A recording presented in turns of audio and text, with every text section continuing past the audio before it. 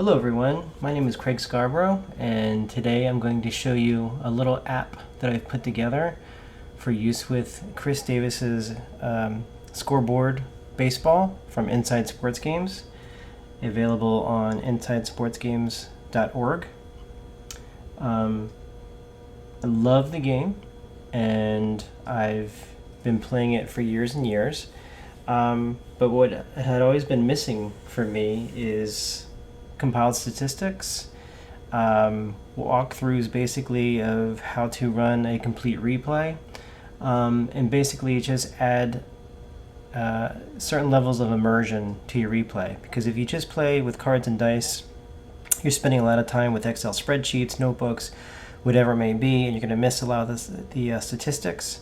So this essentially was created to take all the mind-numbing statistical gathering away from you, allowing you to enjoy the game, but then you also see how the actual game is, how the actual statistics are panning out, the standings, everything is tabulated for you. So this is a the screen that you have when you first load the program. I'm not going to show how to download all the RetroSheet files and basically how to set up a season. We'll be doing that in a different video. This is really just a video to highlight what the program actually does. So you can see on the main screen, I can open a season, I can create a new one. I can clear teams. This is if you don't want to officially start a real season, you can just play with teams that you want. This is to open and close the statistics window. As you can see, it's grayed out because we have not started a season, so there are no statistics to look at, and this is just a simple little about page saying, hey, who I am and what this program is really for. So what I'm going to do first is open a season, and you can see I've got a great number of seasons. A lot of these are tests, including the replay I've been playing for a long time now, which is my 1980 replay. You can see all the files are stored in user Craig OneDrive documents scoreboard data. That is also written down here in the top left hand corner. You can see there is no season file loaded, as played schedule, use real starting pitchers, tracking hits. These are parts of the program which I'll explain in a little bit. But first I'm going to open up my 1980 test league, and it immediately pops open with the statistical reports window. Again, this is really the bread and butter of why I built the program, because when you play the games, it's great, it's a fun game, but the real immersion occurs when you really deep dive into a real season. So that's what the program does for you. So you can see we have options here of both text and HTML in this window. So you can see these are the different reports that are available to you.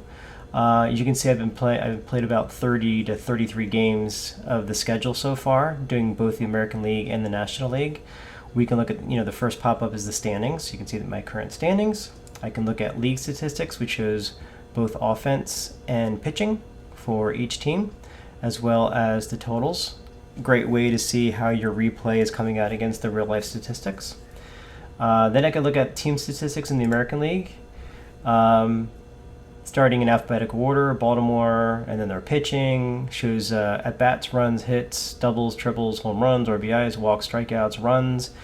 So one of the things you might be asking yourself is, Scoreboard Baseball, great game, but how are you getting things such as runs scored, things such as walks and strikeouts for batters, because the game doesn't do it?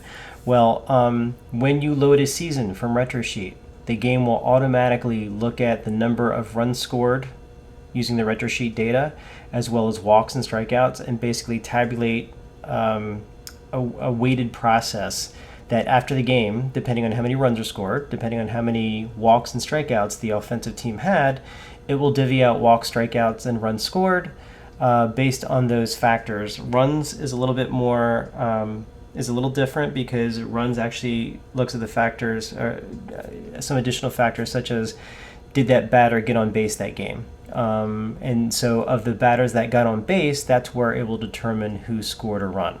So you'll never just get a phantom, Joe Blow scored a run even though he didn't have a hit, he didn't have a walk or whatever. Stipulation here, there are some extreme cases where it has to be done that way. Sometimes you can have things such as one hit and one run, in an entire game, and that's actually an error that we found. So Scoreboard has some extreme circumstances, but the game compensates. So essentially what this is doing is using a weighted process to determine who scored the run, who walked, who struck out. So you can see here there's also hitting streaks. For pitching, we tabulate all the statistics. We also keep track of home runs allowed, by pitchers. But everything for pitchers is formulated for the games. So there is no weighted algorithm or anything like that to determine things such as runs, walks, and strikeouts. I can look at the National League statistics, again, every single team. I can look at my league leaders, see the batting leaders, the top 10 batters, and then, every single category down here.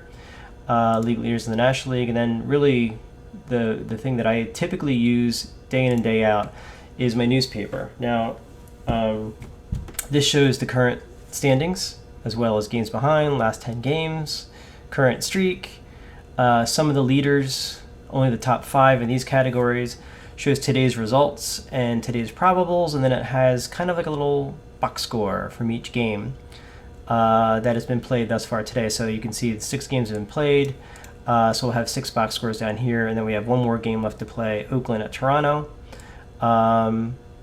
And you can see it comes up with a little recap of the game. That's another feature of the program itself that will actually basically parse the box score, parse the most recently completed game, and come up with a recap. It'll talk about obviously the big hit or the best hitter of the day, or if any other interesting thing occurred, and create one line for this piece. But if you look at the actual box score in game, it'll come up with a complete recap, which is about 3 or 4 paragraphs.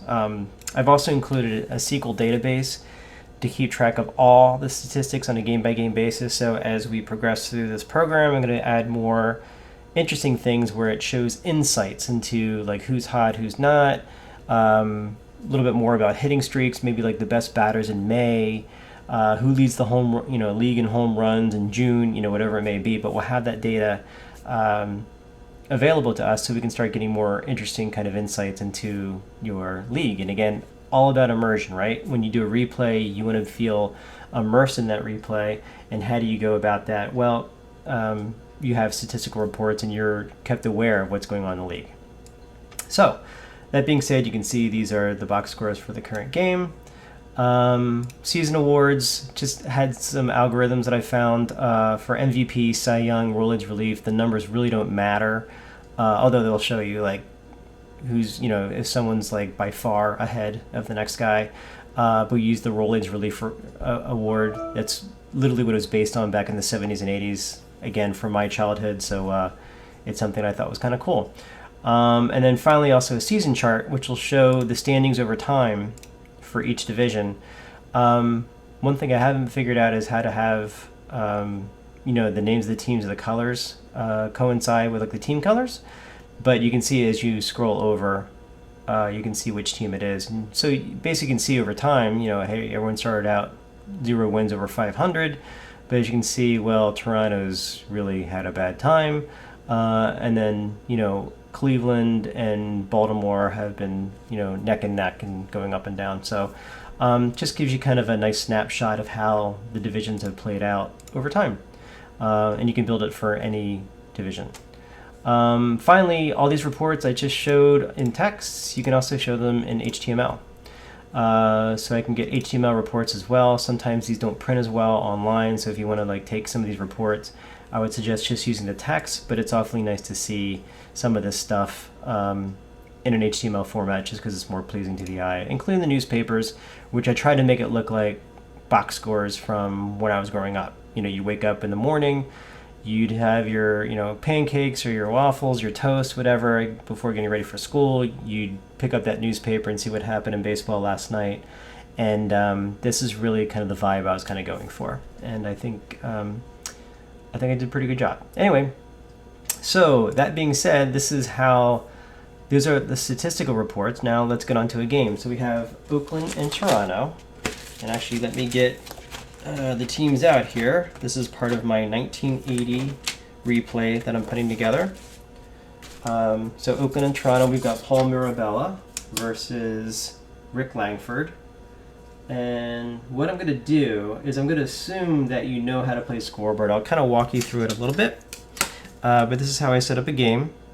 And you can't see it. I'm not going to show the actual score sheets or the scoreboard game itself. Just because I want to respect Chris Davis and the wonderful game. I want you to buy the game. It's a great game. And hopefully this program makes it more enjoyable for you. So it's Oakland at Toronto. I'll delve a little bit into how this works. You can see this is the auxiliary scoreboard, which kind of will show you statistics throughout the game. You can see it says "Good afternoon" from Exhibition Stadium, so it knows this was a game that was played in the afternoon. You can see the game also has some logos that's in the directions and how to put those in, and the current records for the teams. And we will have Paul Mirabella pitch first. I'll just say out loud that his score is a 20, so that means he has basically a 5% chance more than average of giving up a run in an inning. And Langford is a 1 in parentheses, so that means he has a 5% chance less of giving up a run. This is where the batters are. You can see right-click to add a batter, it says. Obviously, I don't want to do that yet. Right-click to add a batter. And then over here, we've got the pitchers built in. Again, these are the starters for that day. Left-click in the name column. Come back.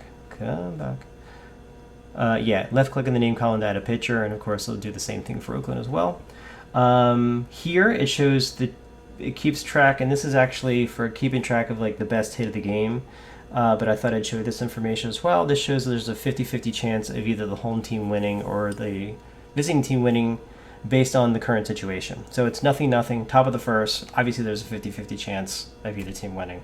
But we'll keep track of that based on real data. So as the game progresses, you'll see whether the home team, if they've got a lead in the 7th inning, you'll see obviously they'll have like a 70% or greater chance of winning. You can see the current date up here, Sunday, May 18th, 1980. That's obviously my replay. This is from the original helper that was built for Scoreboard. The hits needed and RBIs needed. This is just for, really keep tabulating the results at the end of the game, how many hits you need, how many RBIs you need. And you can see in my 1980 season, again, all the files are in Scoreboard data. This is the name of my season file, 1980test.scd. As played schedule is true. Yep, I'm playing with the real schedules.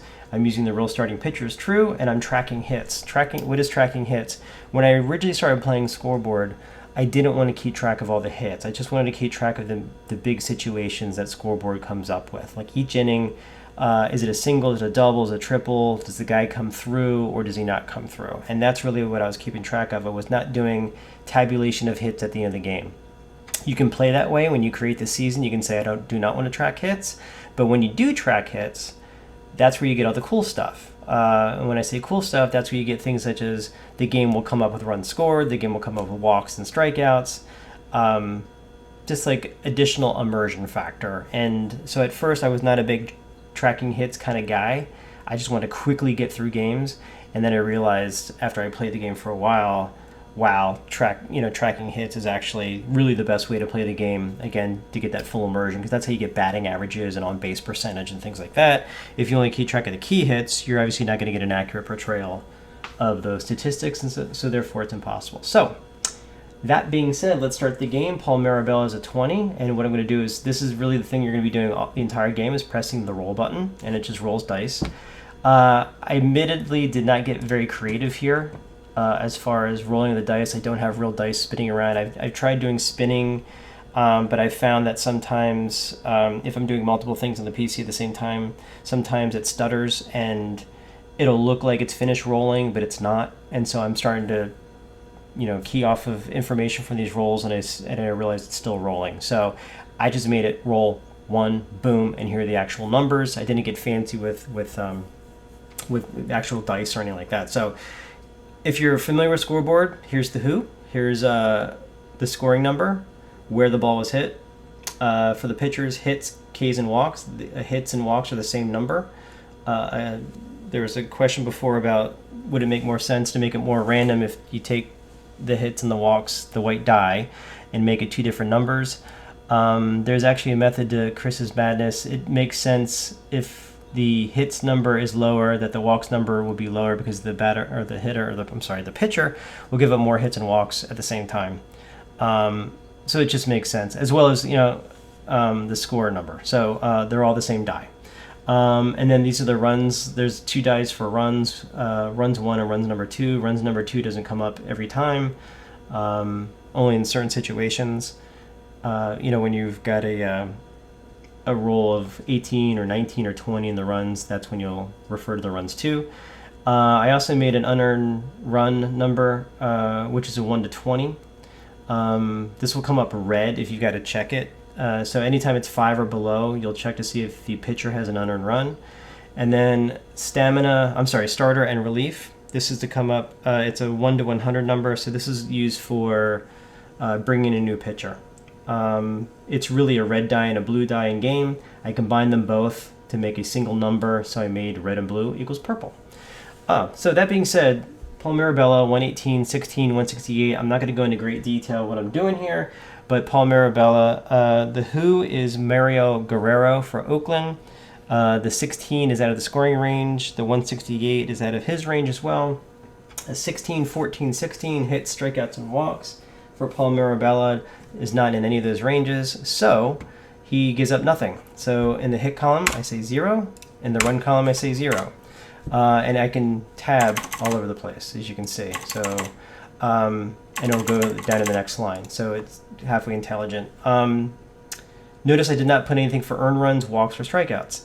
The only time you'll put an earned run is when there's an error, which basically in Scoreboard Baseball says when there's an error, all the runs that inning are unearned. So the only time you'll put anything in earned runs is when all the runs are unearned. And hopefully we'll see a situation in this game where that occurs, so I can show you exactly how to do it.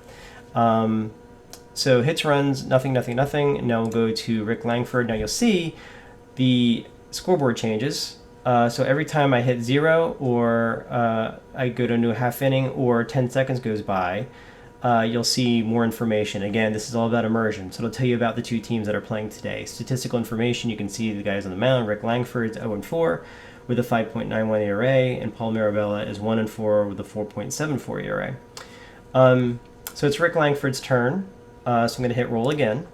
And he is a 1, parenthesis 1 parenthesis, so a 1 will be taken away, but a 164, 13, 205 is Ernie Witt on the who for Toronto. It's outside of his range, and the hit is outside of the range. And a 13, 15, 13 is out of Rick Langford's range for hits and runs, so he gives up nothing. But notice, I rolled a 1 on my 1 to 20 unearned run number. And look what happened. It gave an error to Oakland. So what I found in my research playing this game, and I've written some Python code to test this, that errors were sorely unrepresented in the game. And in fact, errors really aren't represented in the game, period.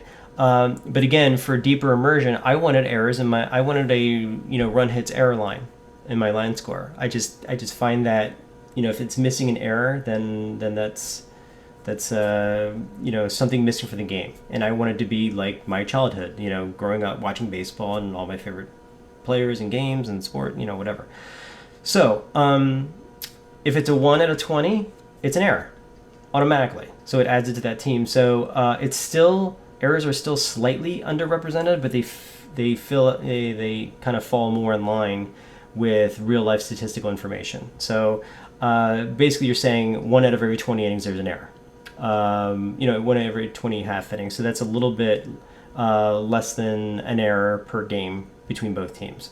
Of course, unearned runs can come into account as well, but I just add that error, and it's kind of cool that it came up in the first inning. So, again, no runs, no hits, no walks or strikeouts. Let's move on to the second inning for Paul Mirabella.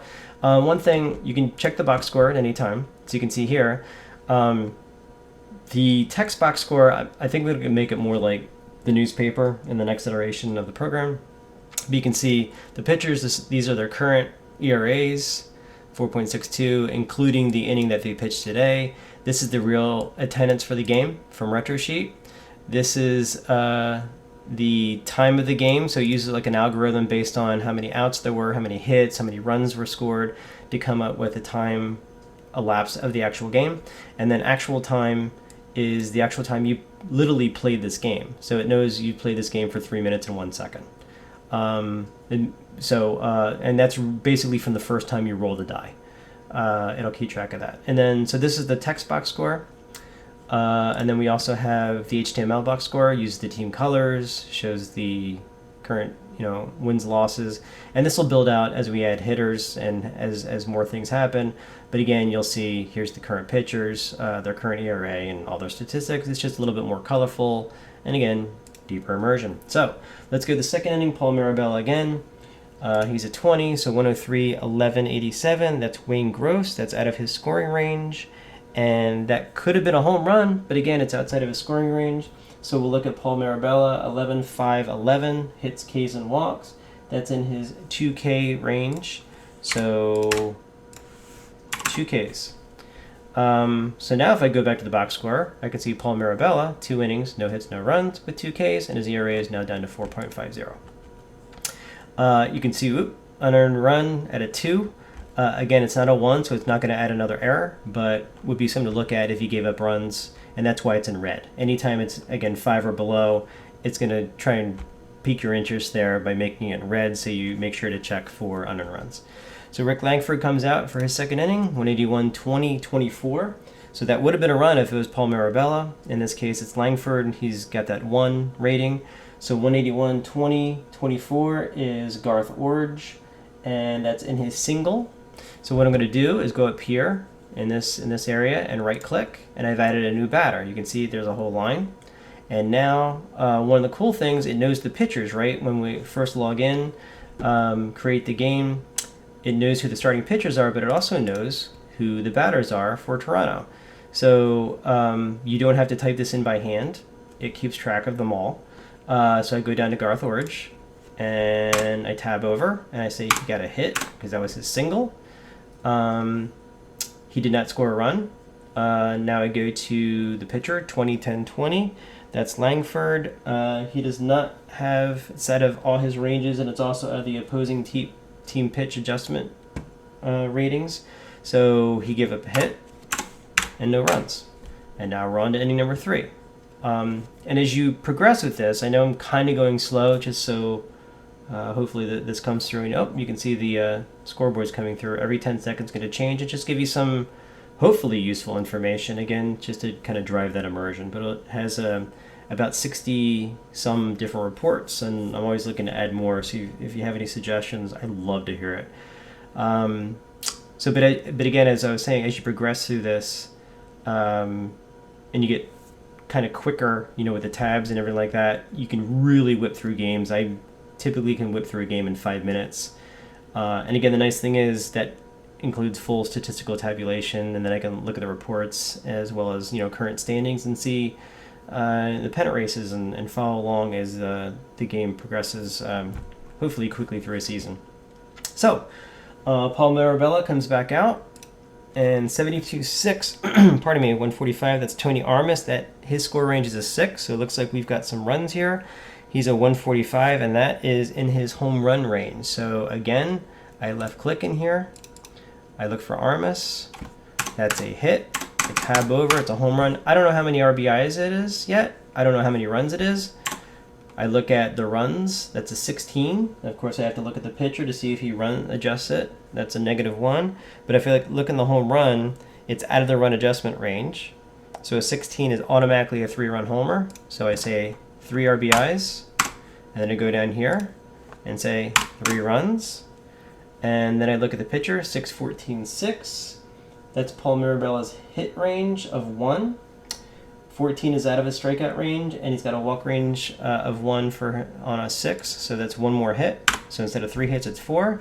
I tab over, and what did I say? Oh, and 1 walk. The unearned runs is 6. That's out of his range. Paul Mirabella is 1 through 3, so that's out of unearned runs. So now Paul Mirabella has given up 3 runs in 3 innings. And you can see everything's updated here. And oh look, Oakland has lost 3 of their last 4, so they're kind of struggling a little bit now, even though they're 20 and 13. So lately they've struggled. Okay, so Rick Langford's back on the mound. Oh, the other thing I didn't mention is it keeps track of the pull rating for you. So every pitcher in Scoreboard has a pull rating, and that's when it lets you know that that pitcher should be removed from the game. Paul Mirabella is a 15 total, so he doesn't have much more after giving up 4 hits and 3 runs. Kind of a short leash for him. So he might be leaving soon. Don't know. And then Rick Langford currently has 3, and he's at 22, so he's well in line with pitching a complete game, but we'll see what happens. So, Langford, 160, 850. That is Ernie Witt. It's out of his scoring range, but it is in his double range, so we'll go up here.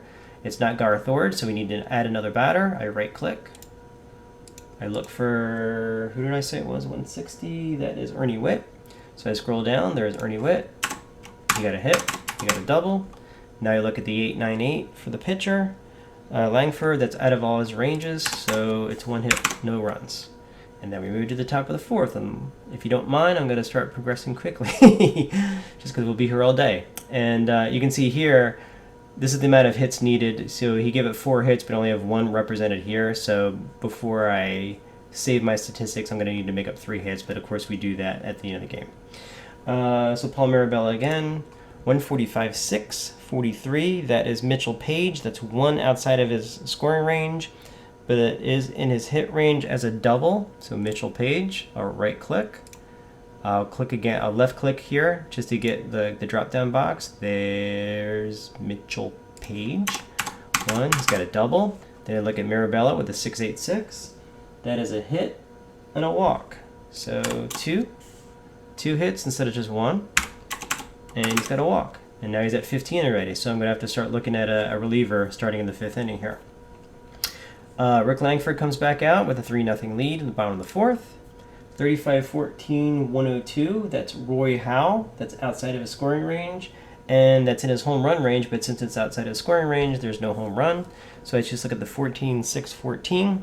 Outside of his hit, that's 2 Ks. And outside of his walk, so no runs, no hits, 2 Ks.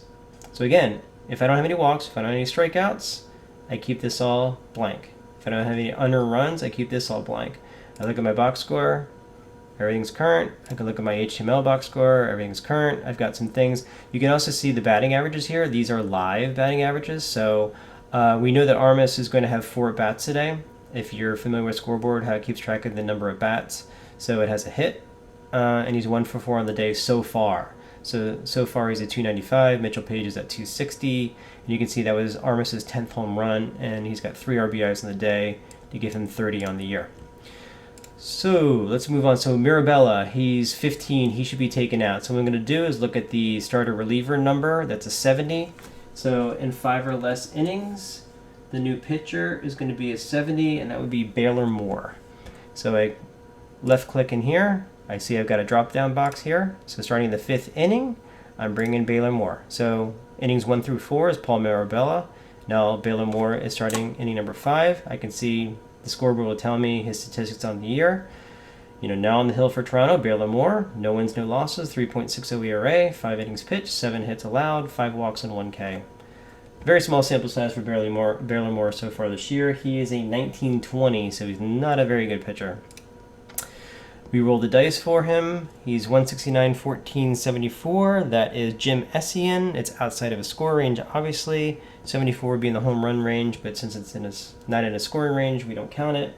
And then Baylor Moore, it's outside of all his ranges. I look at the opposing team adjustments, nothing there. So 0 hits, 0 runs. Hey, Baylor Moore, you've come in to save the day and keep the Oakland lead at 3. So Rick Langford comes back on the mound here in the bottom of the 5th. 154, 10, 83. That's Bob Baylor, outside his scoring range, and an 83 is outside his range entirely, so no runs or hits. 10, 20, 10. For Langford is no walks or strikeouts, but if I look at the opposing team adjustment, I see Toronto gets an extra strikeout on a 20, so I fill that in, so that's Rick Langford's 3rd strikeout, and he is cruising. Baylor Moore comes back on the mound on the 6.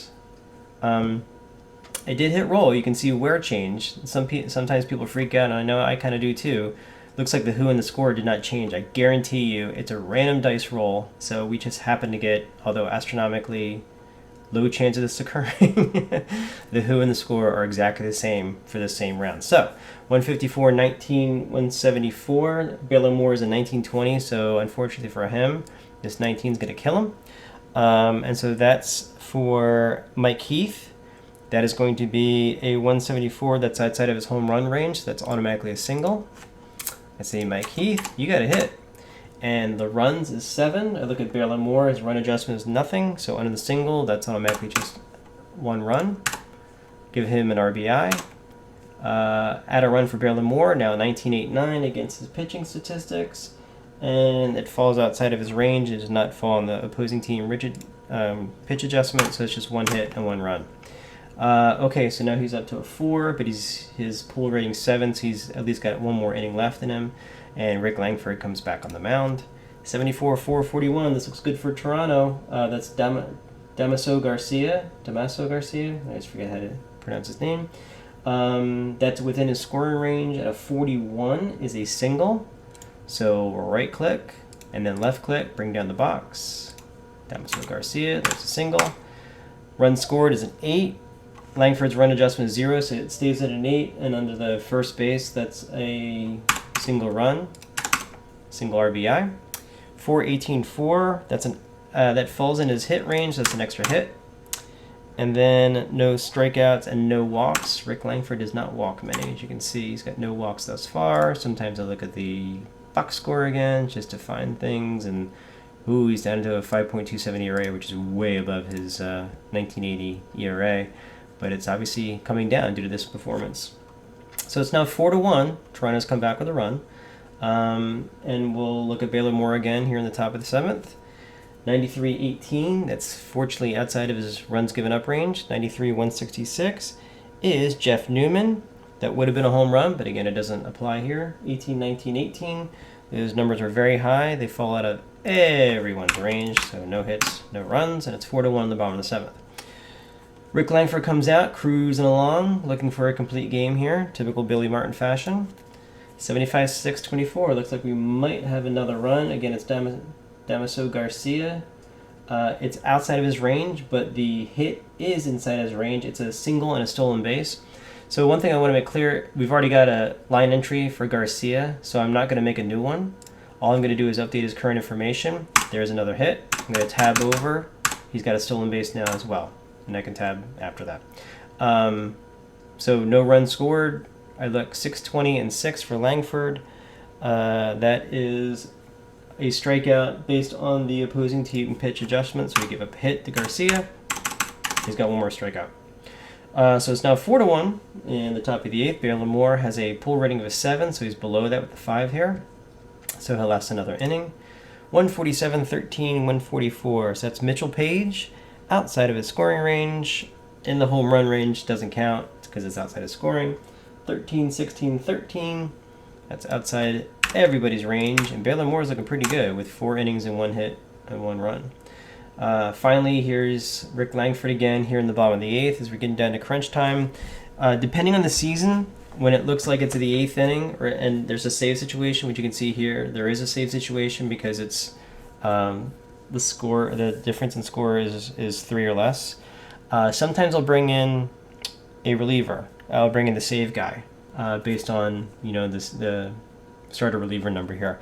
With Oakland, obviously, I'm not going to do that because Billy Martin was infamous for really just making all his starting pitchers' arms fall off. So he's always going for complete games. If I was playing a season 1995, 2008, something like that, where the hyper usage of bullpens, I would start looking at it now. So even though Langford has a pull rating of 22 and he's currently at 13 here, depending on the season, I might look into bringing in the closer because I found that, again, using these built-in pitching changes seems to undervalue the closer sometimes. So saves typically don't come out as high as they should be.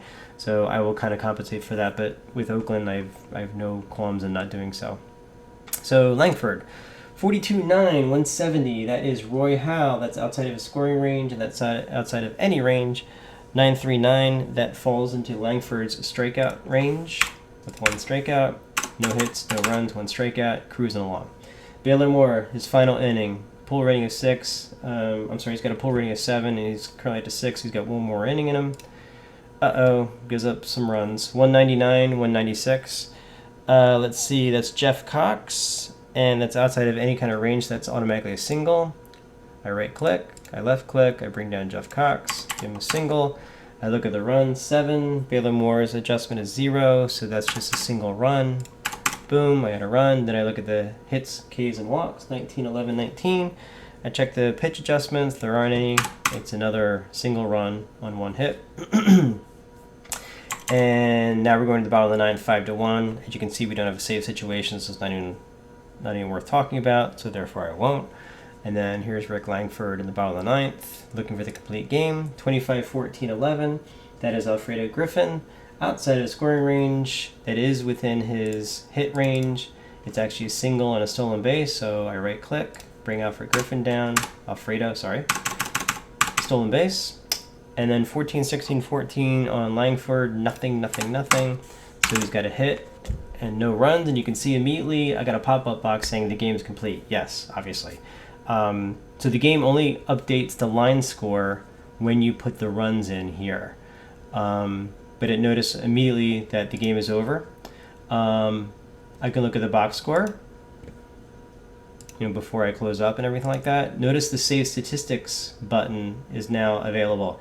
I can click Save Statistics now. It won't let me because I'm tracking hits, and you can see here, I have 4 hits needed over here and 1 hit needed over here. Sometimes there's RBIs there as well. So basically what I need to do is roll for who and fill in the remaining hits for each team, which I will do. One thing I want to make clear is if I look at my box score HTML, again, it basically looks like the what we've been seeing the entire game. After the game is done and we filled out all the hits and we say save statistics, make sure you check the box score after that, because that is the complete box score that includes the game recap and everything. And I'll show you that in a second. So let's add the 4 hits. So I do a who. There's a 13, and that's a hit for Ricky Henderson, who is a dynamo. And surprisingly did not get any stolen bases today. So we have 3. You can see, okay, I filled in 1, so now I'm down to 3 hits needed. I do a 149. That is Mike Heath. I need to add him here. I don't need to add him because he's already there. Now, if you make a mistake and you add a left click and a blank and like, oh no, Mike Heath is already there, don't make another Mike Heath. But you can leave it blank. And that would be my suggestion. The game is going to, when it's going through the save statistics piece, it will complain. It'll say missing player abbreviation or something like that. So it'll have some pop-up boxes that pop up, but it'll say, but don't worry about this if you have a blank line. It's basically just the error checking routine, but it's not going to matter. It's going to save just fine. So just ignore it. So try not to have blank lines, but if you have 1 or 2 or 3 or 4, don't fret. It's not going to break anything.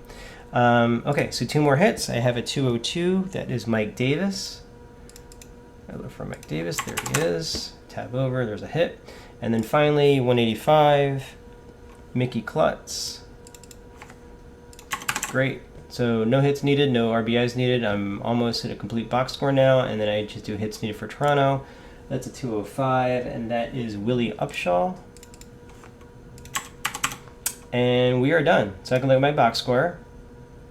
You can see nothing's changed until I click Save Statistics. Boom. And I only want you to save statistics once. You don't want to be saving it twice because then you'd be doubling up on the data and everything like that. So you can see it's grayed out now. And you can also see that it seems to add Dave Revering as well as Lloyd Mosby, John Mayberry to the list of batters. That is actually a function of determining runs scored, walks, and strikeouts. So if a walk or a strikeout is given to someone that was not on that original list of batters, well, I add them to the list. So that's why you see these, hey, where these batters come from? That's where it came from. So if I look at my box score, this one doesn't really show anything because I'm not really showing the at-bats, runs, hits, and RBIs for the batters. But if I look at my HTML, well, now I see these guys. Look, Dave Revering went 0 for 2. Again, that's at-bats per game, so that's automated. he scored a run and he walked. Mickey Klutz singled and run scored. Lloyd Mosby 0 for 2 with a strikeout. Bob Davis 0 for 1 with a strikeout. And again, these are the current batting averages. So you can see here's left on base. That's another algorithm that I do, determining number of hits, walks, runs scored, and then using some information I've gotten from parsing data as to how many left on base, trying to include double plays and things like that in there as well. And then here's the recap. So this is the first line of the recap. This will be used on the newspaper. But then you'll see additional things where it'll tell like a little bit more story about the game, about the hitters, about the pitchers, and then news and notes. You can see Oakland will be heading to Kansas City for a 4-game series, and Toronto will come home to take on Boston for a three-game stanza. That's coming up, obviously, their next series. So really that's about it. Now again, of course, I can look at my statistics, I can look at my newspaper, and I can see, okay, today's results. There's my latest result that I just played, Oakland 5, Toronto 1. If I scroll down, there's my box score, and again, there's that first line of the recap that includes in the game story. And you can see, it doesn't include batting averages, because again, when I was growing up, they didn't do batting averages. But it looks like a box score that you would see in the newspaper the next day. And of course, if you do HTML, you can see the same thing. Again, just a little bit more newspaper-ish looking, just because with HTML you can do things like that. So that's basically it. I can go to the next game if I wanted to, the next game in my replay, and it'll just load up all the pitchers and everything like that and the current teams. But I can also peruse more of my statistics, check out the standings. Okay, Oakland won, so now they're only 3.5 games behind Kansas City, whatever. But that's really basically it. So this basically the story as to what Scoreboard Baseball Statistical Helper is, why you would want to use it, and a quick run through, sort of quick, quick run through of an actual game just to see how to use it. I will be doing another video on how to load a RetroSheet season, so you can figure out how to start your own season and then play through it. But hope you enjoyed this video. Hope you gained something from it. Hope you understand the program a little bit better. And most importantly, I hope if you're a Scoreboard Baseball fan that this increases your enjoyment and ultimately makes you want to buy either the game itself from Chris Davis or more seasons from Chris Davis. Because again, I think this is Scoreboard Baseball, I think, is a hidden gem that doesn't get the accolades that it deserves. Okay, so that hopefully this helps you, and if you have any questions, concerns, whatever, please leave a comment in the comment section or see me on the Delphi forums, and I'd be happy to help you out. Okay, thank you very much, and maybe talk to you soon. Take care. Bye.